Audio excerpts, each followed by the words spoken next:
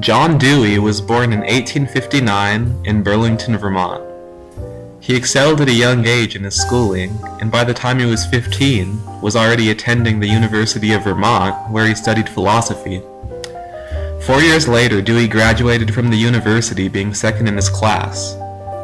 Dewey's cousin offered him a teaching job a few months after his graduation.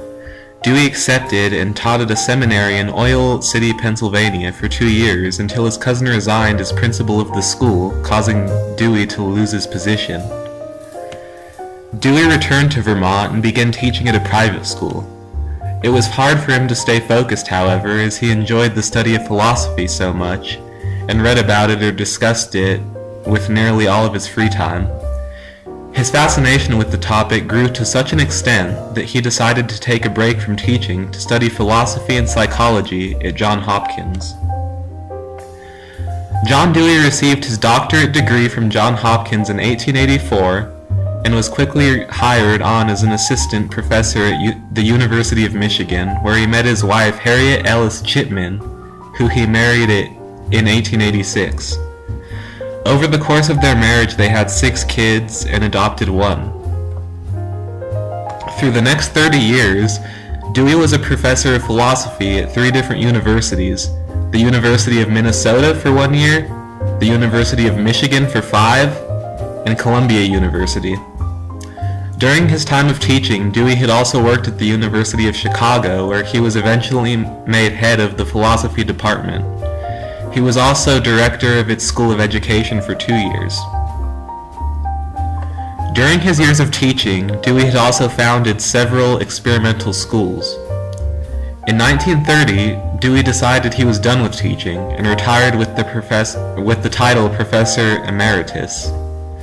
His wife died 3 years later.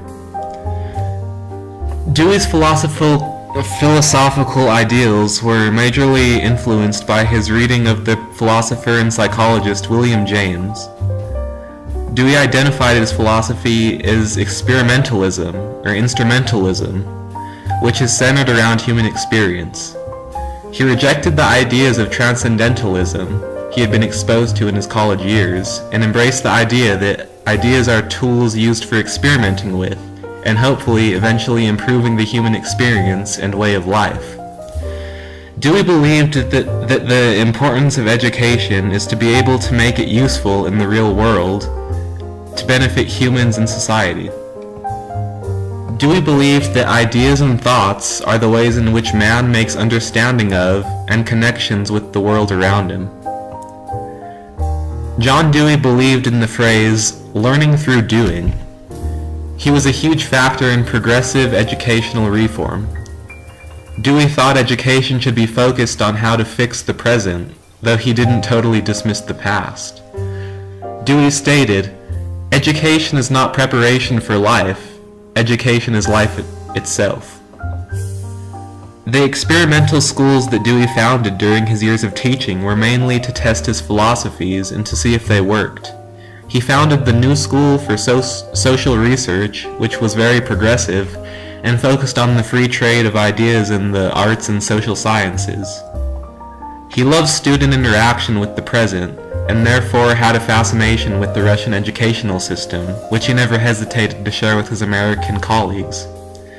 After retiring from teaching in the 1930s, Dewey was always involved in some sort of educational organization, such as the New York Teachers Guild and the International League for Academic Freedom.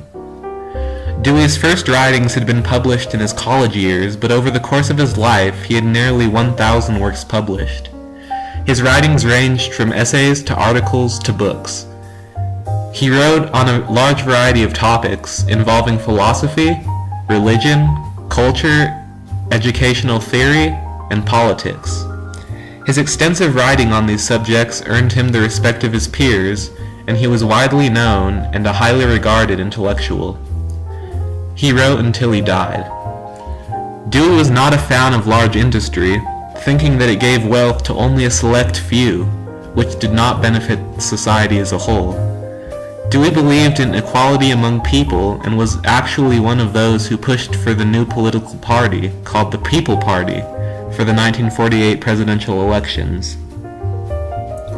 When Dewey was 87, he remarried to a woman named Roberta Grant, and the two lived happily off of book royalties.